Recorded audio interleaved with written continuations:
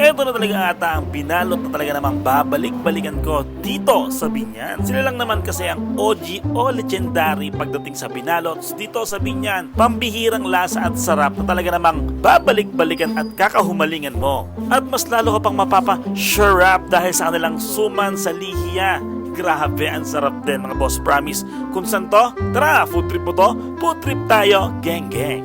Yon, share out mga boss habang binabaybay ko nga ang kahabaan ng Halang Road, Barangay San Francisco, Binyan, Laguna. Napansin ko na naman itong kainan na to na talaga naman laging binadayo at laging pinupuntahan ng mga customer. At dahil marites ako, aalamin natin kung ano nga bang meron dito at bakit laging blockbuster itong binalot sa dahon ni Nanay Rosa. Kaya tara, samahan niyo ako, gang gang.